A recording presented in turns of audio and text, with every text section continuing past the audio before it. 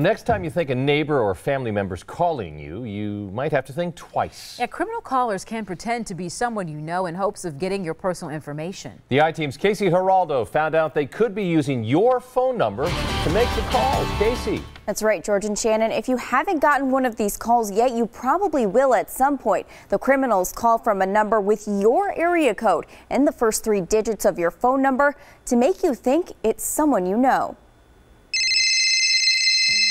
When Kim Mataya's phone rings with a Waukesha area code, she assumes it's one of her kids calling. Maybe they're at someone's house, maybe they're borrowing a phone. More often than not, she picks up the phone to a call like this. You're qualified for a free home mortgage audit, which can help assist you in achieving a home modification.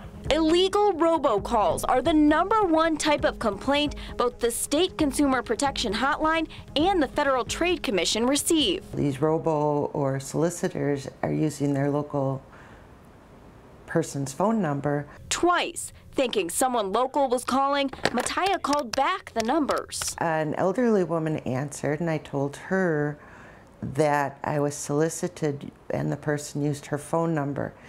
I think she got a little scared. It's happening all over the country. It even happens to the people working to protect people from fake calls. Our Consumer Protection Hotline number was used, so it's a little bit ironic. Jared Albrecht from the Wisconsin Department of Agriculture, Trade, and Consumer Protection says fake calls using local area codes have been going on for a while. But now they're starting to look a lot more like they could be your neighbor. You pick up your phone and it's so close to your own, you think that in some way in your brain it's related to you. It's something important to you and you should pick it up. He says it's a ruse to get you to pick up, and not picking up might be the only way to get the calls to stop.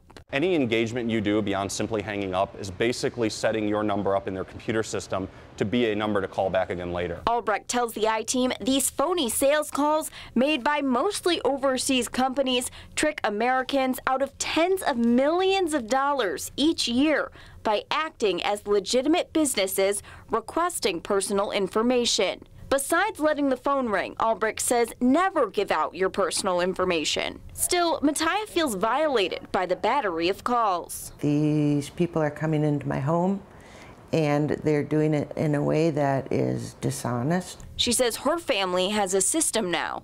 If it's really you, call, hang up, then call again.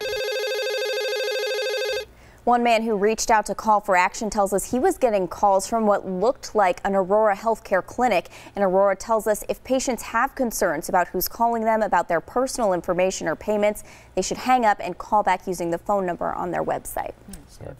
I fear I already know the answer to this, but can we believe what's on caller ID? You know, we want to. We think, oh, I know who's calling me, but that's just a guide that these spoof callers can easily change with their computer systems to say anything they want them to. You might remember the IRS scams going around last year. Albrecht says a lot of times the caller IDs actually had the real IRS number on it and said it was coming from the IRS.